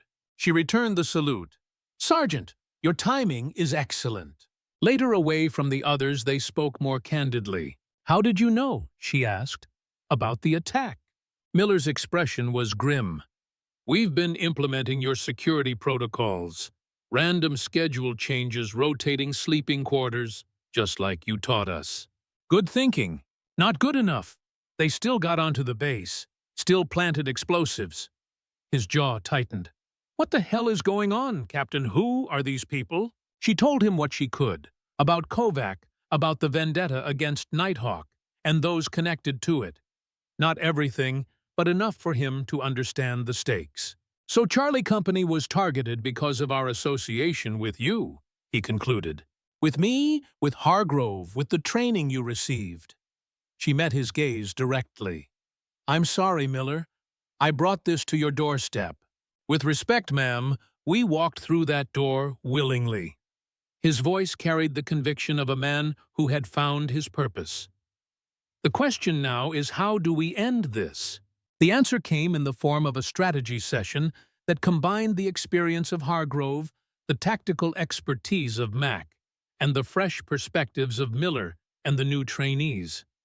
If Kovac wanted to destroy Nighthawk's legacy, they would use that obsession against him. "He's been hunting us," Mac explained to the assembled team.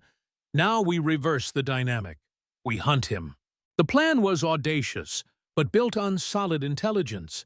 They would create a false narrative. Rumors of a reunion of former Special Operations personnel, including several known Nighthawk operators. The gathering would be held at an isolated training facility in the Appalachian Mountains, ostensibly for a private security contractor's annual retreat. "Kovac won't be able to resist," Hargrove predicted. Too many targets in one place. But we'll be ready, Mac added. Every approach covered every contingency planned for. What if he doesn't come himself? One of the new trainees asked. What if he sends more mercenaries? Then we capture them, turn them, and use them to find him, Miller replied. The preparation was meticulous. The mountain facility, actually a long-abandoned FEMA training center, was wired with surveillance equipment, motion sensors, and carefully concealed defensive positions. Mac's trainees were assigned sectors based on their specialized skills. Charlie Company soldiers paired with them provided the benefit of their cohesive unit training. Hargrove, despite Montgomery's objections, insisted on being present. "I'm the one he wants," the colonel argued. "I need to be there." "As bait," Montgomery countered. "As necessary." The general relented, but with conditions. Hargrove would remain in the command center, surrounded by security not exposed on the perimeter. 3 days before the operation, as final preparations were underway, Mac found herself alone on the facility's observation deck, staring out at the mist-shrouded mountains. The tattoo on her shoulder seemed to burn with anticipation. Footsteps approached behind her. "Thompson, thought I might find you here," the old sergeant said, joining her at the railing. "Nice view. Reminds me of a place we had in Laos, off the books, of course. She smiled faintly. "Of course." They stood in companionable silence for a moment. "You know," Thompson said finally, "I've seen a lot of operators come and go. A lot of programs rise and fall. Shadow Hunters, Black Echo, Nighthawk." He glanced at her. "What makes them last isn't the funding or the mission parameters or even the success rate." "What then?" "Legacy. The knowledge that what you built will outlive you." He rolled up his sleeve, revealing his faded tattoo. "That's what this really means. Not what we did, but what we passed on." Mac considered this. "And if that legacy is threatened, then you protect it. Not just for yourself, but for everyone who'll come after." Thompson's weathered face creased in a smile. "Which is exactly what you're doing." The night before the operation, the facility hummed with controlled tension. Teams checked and rechecked equipment. Communications protocols were verified. Defensive positions secured. Everything was in place. In the command center, Mac conducted a final briefing with the team leaders. "Remember, Kovac is not just experienced. He's trained in our methods. He'll be looking for patterns for weaknesses for the approaches we'd typically secure." She pointed to the facility's schematic. "So we give him something unexpected. Defensive positions that seem obvious but are actually decoys. Communication channels that appear secure but are monitored. We let him think he's outsmarting us, while we're actually tracking his every move," Miller finished. "Exactly." As the leaders dispersed to their teams, Hargrove approached Mac. "One final thing," he said, handing her a small box. "Found this in the old Shadow Hunter's archive before it was destroyed." Inside was a tarnished silver coin, similar to the Nighthawk token she carried, but older, its eagle design more stylized. Beneath it lay a folded slip of paper bearing a simple message. "For the quiet warriors. May your shadows never fade." "A Shadow Hunter's token," Hargrove explained. "Thompson thought you should have it. Tradition." She closed her hand around it, feeling the weight of history in her palm. "Thank you." Dawn broke clear and cold over the mountains. The facility appeared quiet, minimally staffed, just as the cover story suggested. Vehicles began arriving mid-morning, carrying men and women who appeared to be private security contractors attending their retreat. In reality, they were Mac's operators and Miller's soldiers, playing their roles perfectly. By noon, the trap was fully set. Surveillance teams monitored every approach, every communication frequency, every digital system. In the command center, Mac, Hargrove, and Montgomery watched the integrated feeds with focused attention. "Movement at the South Ridge," reported a spotter. "Single individual moving tactically." "Maintain observation, no engagement," Mac ordered. Let's see where he's going. More reports filtered in. 2 men approaching from the east, another team from the north. Coordinated professional using the terrain for cover. Classic infiltration tactics. They're probing our perimeter, Miller observed, looking for holes. Let them find some, Mac replied. The ones we've prepared. The dance continued through the afternoon. The infiltrators advancing cautiously, Mac's teams tracking but not engaging, allowing them to penetrate the outer security layers.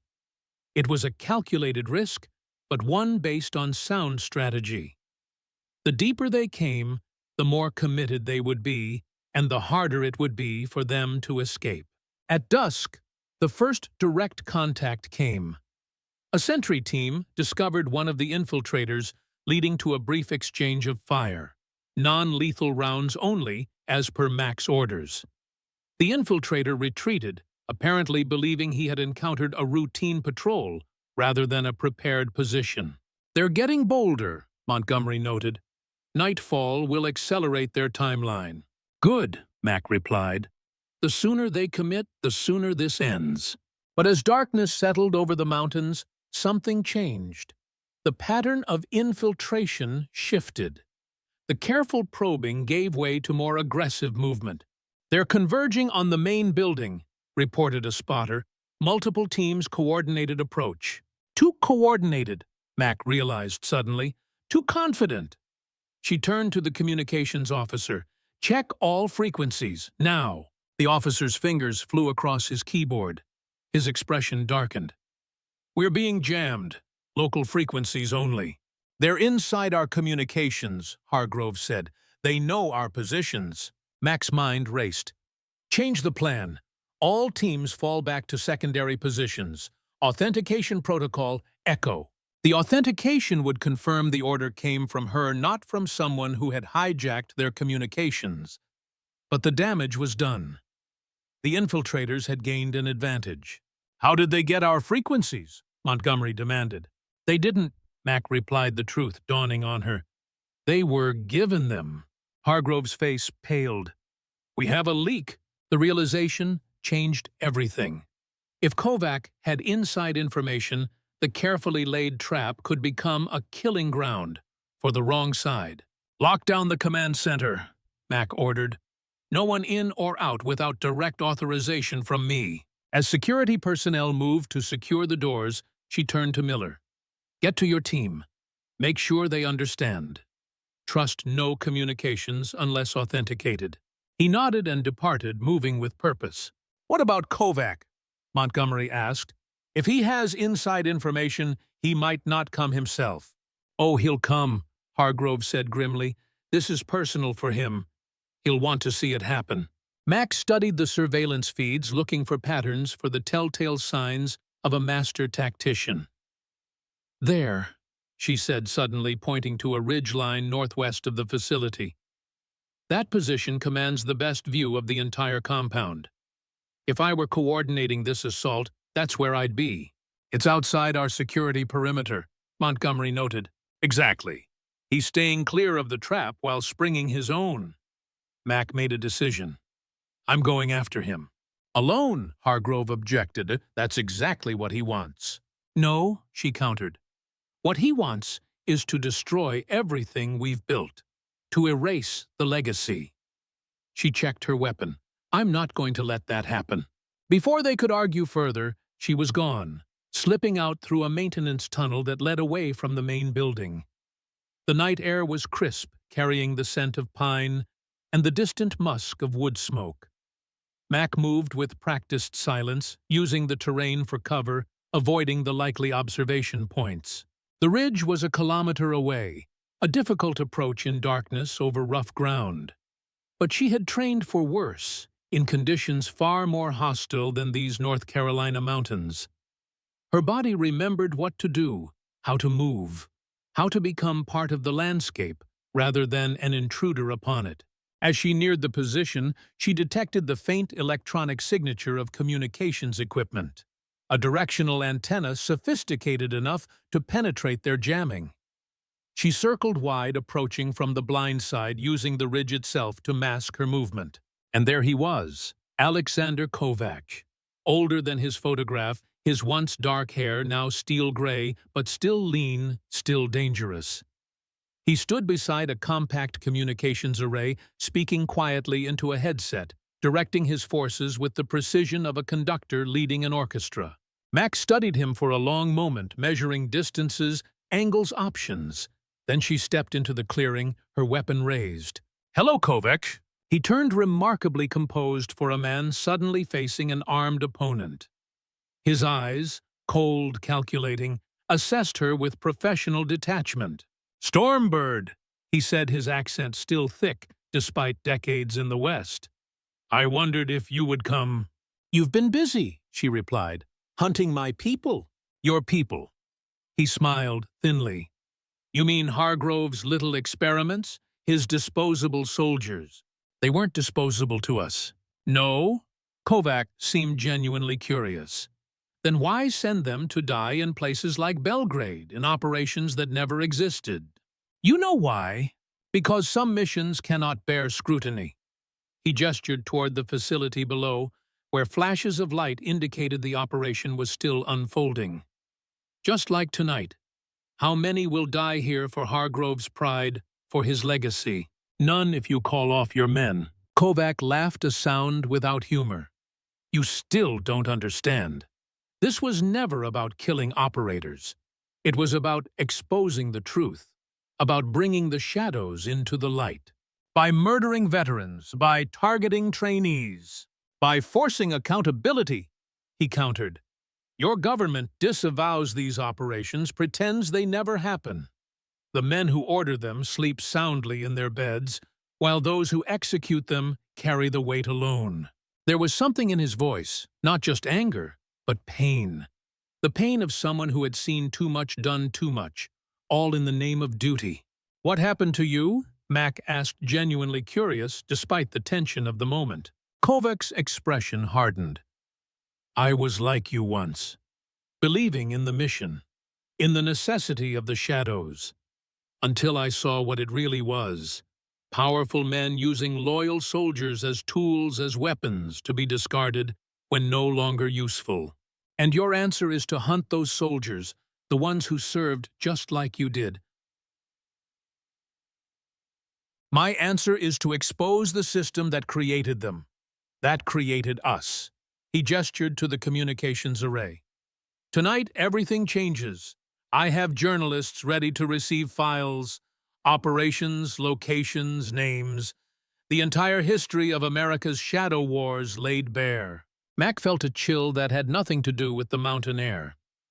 "You'll put thousands of lives at risk. Some truths demand sacrifice." "Not this kind." She tightened her grip on her weapon. "I can't let you do this."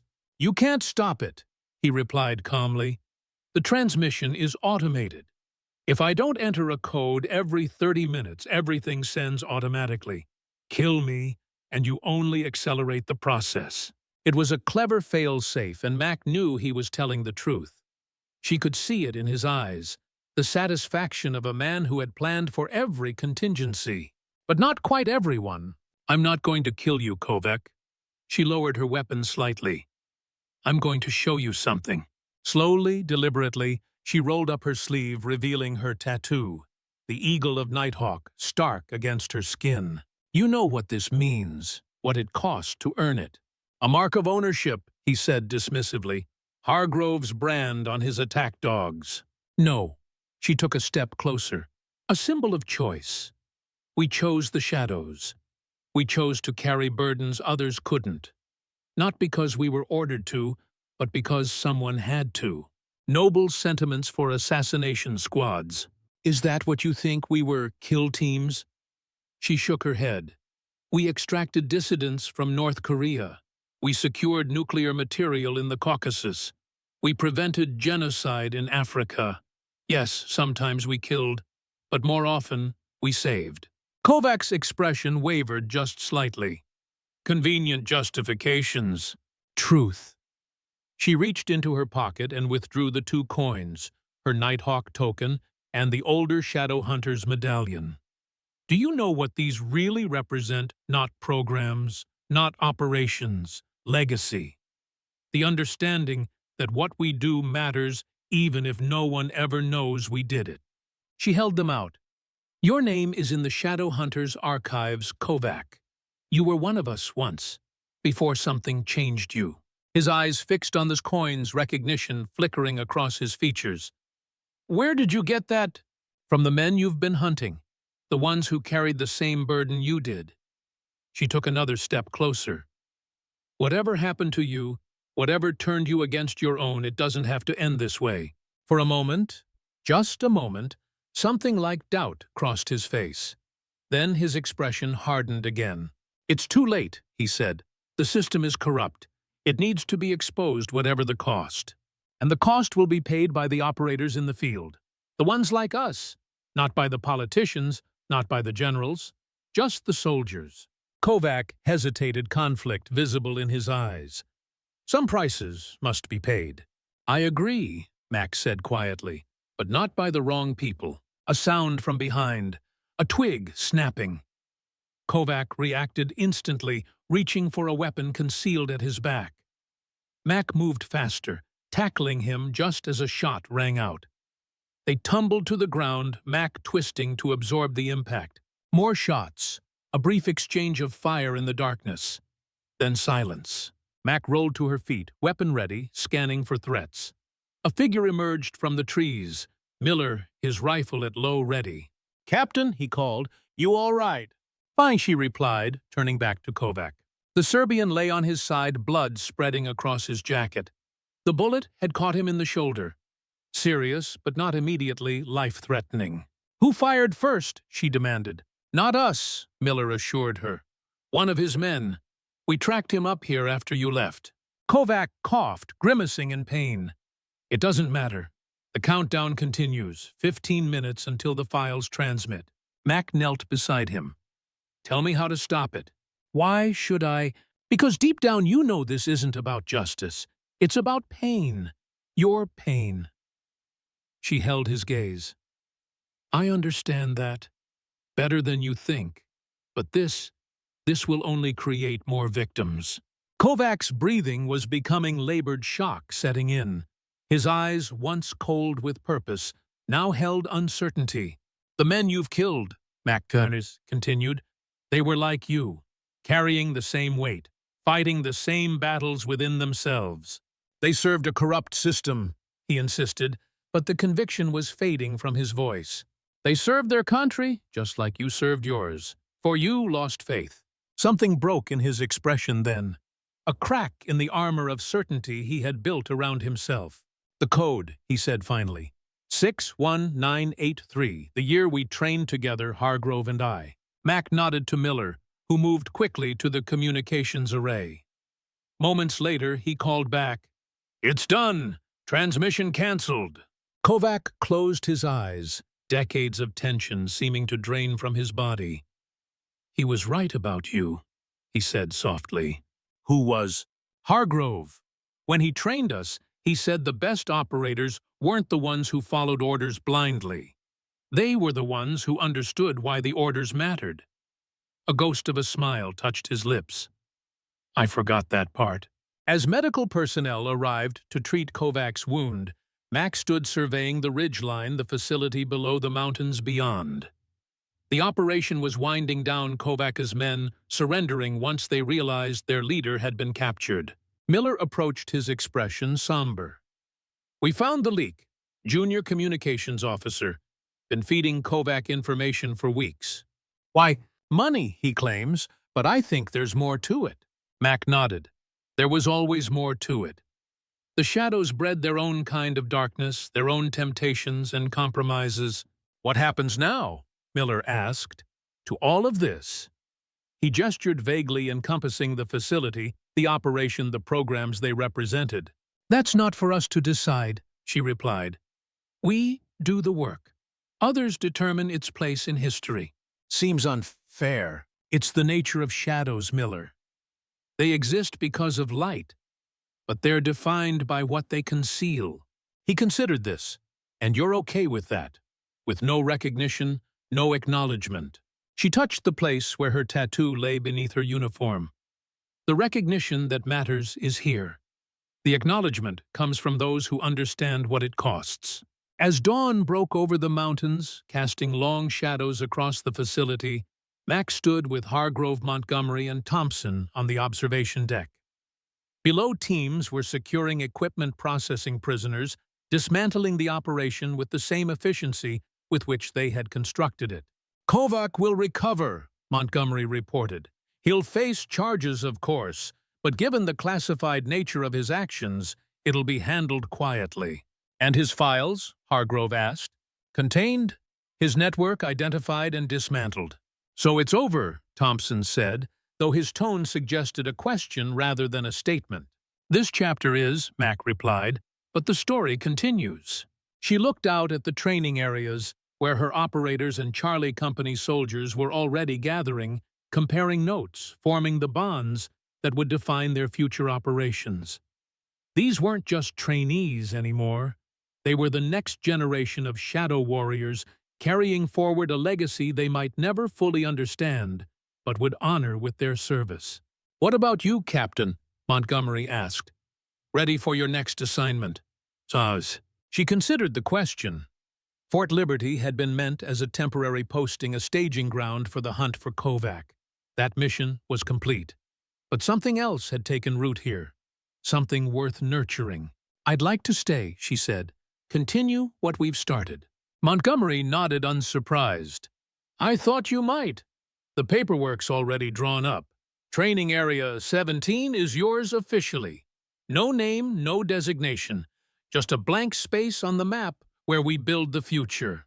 "Fitting," Hargrove commented. "The best work happens in the spaces between." As the others departed, Mac remained on the deck, watching the mountains gradually emerge from the morning mist. She thought of Charlie Company, of the trainees who would follow them, of the missions that would never make headlines but would shape the world nonetheless. She thought of her father, who had almost walked this path before fate intervened, of Thompson carrying the legacy of shadow hunters, of Hargrove, whose difficult choices had created the foundation upon which she now built. The tattoo on her shoulder no longer burned. Instead, it felt like a touchstone, a connection to something larger than herself, a lineage of quiet warriors who had chosen the harder path, the unseen road, the thankless task. From her pocket she withdrew the 2 coins, Nighthawk and Shadow Hunters. Different symbols, different eras, same purpose. She held them for a moment, feeling their weight, their history. Then she returned them to her pocket, close to her heart, where they belonged. Below, Miller was organizing the soldiers for the day's debriefing. He caught her eye, saluted. She returned it, a simple gesture that carried the weight of shared understanding. This was her legacy now.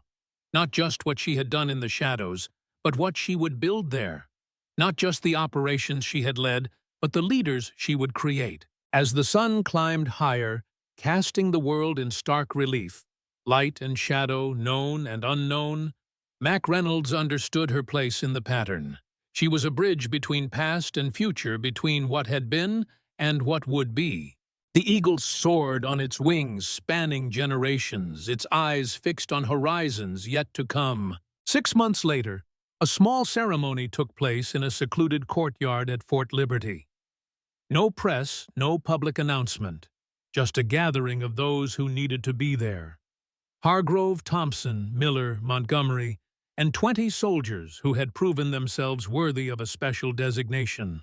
Mac stood before them, her captain's bars now replaced by the gold oak leaf of a major. In her hands, she held a box containing 20 silver coins, newly minted, but bearing an ancient symbol. An eagle in flight, 3 arrows in its talons, surrounded by 13 stars. "Today, you join a lineage that has no name in the official records," she told them.